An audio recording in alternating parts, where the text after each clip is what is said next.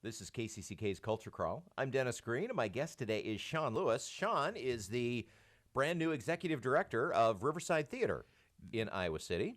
Brand new is a good way of putting it. And you are the, not to put too fine a point on it, but you are the second executive director in about 9 months. This is true. This is absolutely true. So there was kind of a quick transition as Sam Osheroff, who's a guest on the show, several times during his tenure.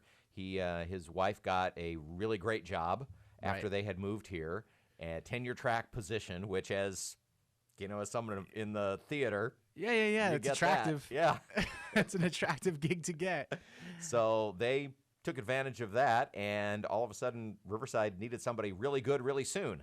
This is true. The turnaround was very fast. I think I've had the job maybe 6 weeks at most, 5 to 6 weeks. So it's been insane. Now, people locally will remember you for Working Group Theater, which is your other theater company, and that still exists and is a going concern. Absolutely. We've got a national tour coming up. We've been producing work pretty much nonstop. We just did The Evolution of Bruno Littlemore over at the Englert Theater. So Working Group's still happening.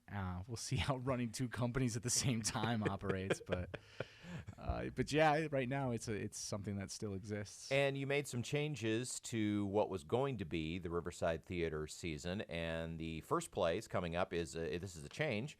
Why? And it's written by a fascinating young playwright named Sean Christopher Lewis. Yeah. Nothing like starting a season just by yourself. Yeah, I was looking at the season, and the benefit I think I've had is I lived and worked within Iowa City for about 10 years before my wife and I had left. And so I was just trying to think about something that I thought would excite the audience, but also reach to the conversations that I think they would want to have right away. I mean, it's a college town.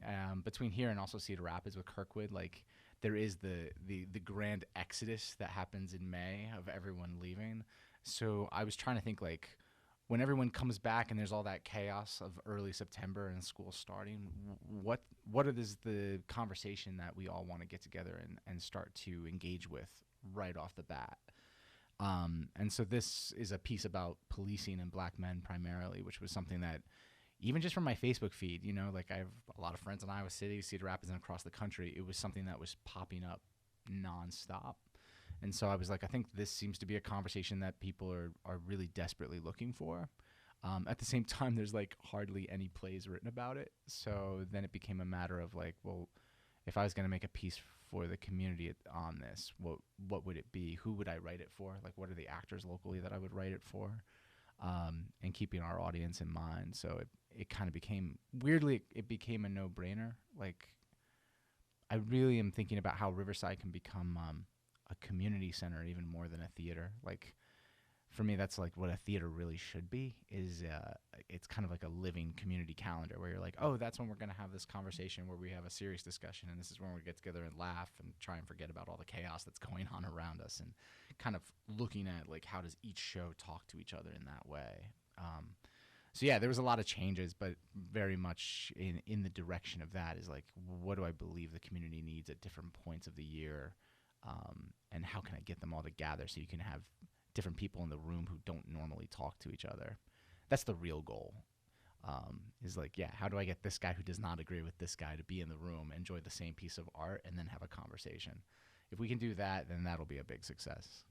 Black and Blue is a world premiere play, so it's a new work. Yes. That you have written, and the very new. The cliche is ripped from the headlines. Yeah, it's true. Because it seems like every week we see or hear or read about another story of some sort of clash involving police, and usually, not always, usually young men of color. Right. So when you took that, so obviously that was your jumping off point. Right. So then tell me about the direction then the play goes. Sketch it out for me a little bit. Sure. Well, I think one of the things I notice with a lot of subjects like this is that everyone will kind of jump to a side, and the automatic divisiveness. It'll be, I'm pro-cop, and I'm not listening to anything else, or I'm pro-black, and I'm not listening to anything else. You have to either completely agree with me, or we are enemies. And what I'm fascinated with plays, if you think about a lot of the great movies we like, or the great plays, the villain never thinks he's the villain, right? Everyone is the hero of their own story. Absolutely. And I love in films or plays are when the people who seem so disparate, so like that seem so different, have a common ground. Now, I come from a police family back east, and one of the things I grew up watching all the time was like the trauma that some of my family members would live with kind of quietly because of that job. You know, where there's kind of these two faces. Like you have the guy you are at work. You know, like my Uncle Mark. Like I've been to his job once, and the way the guys around him treat him, like he's very cold, very hardened at work, very like no nonsense and factual because that's how he survives it. And at home, he's like this giant teddy bear who, you know, like curls up into his wife. He's this like 6'4", 220 guy, and like I gave a direction the other day using him as the example, and I was like, oh no, you wouldn't put your arm around your wife. Your wife is putting her arm around you. Like he melts into her like this little boy. And so like that trauma I thought was really interesting. And then I started thinking about like when we were working on Mayberry and some of the projects with Working Group I've done that have taken place in like urban locales like Chicago and Philadelphia. Like I've done a lot of work in prisons and other communities. And one of the things that I thought was interesting about that was like the trauma that a lot of minorities feel with being in communities that feel like they're at times locked down in. You know, what is it to have to have an interaction with the police that goes wrong, and then the very next day when you're on the sidewalk, you're seeing the police at the end of the block patrolling again? Like, what is that trauma? So for me, it was trying to like figure out like if I have these two main characters that have this past. So basically, you have a police officer who in his rookie season had an interaction with this character named Marcus that went awry, and they both have different views of what happened that night. So what is it when they run into each other 10 years later and they're trying to piece out what exactly did happen? And at the center of it, you have a policeman who's trying to explain the whole time, like, I was a rookie, I was scared, I was in a neighborhood I didn't understand, and this is how I perceived you. And then you have Marcus who's going like, I had multiple interactions with people like you who look like you all the time, who keep telling me that I'm this thug or this gangster or this criminal when I'm really just a normal guy trying to live my life. So it's the two of them both trying to like get the other one to understand their experience. But the bigger thing is, and the big thing is for them to try and reach out of themselves to see what the other one's trying to say to them.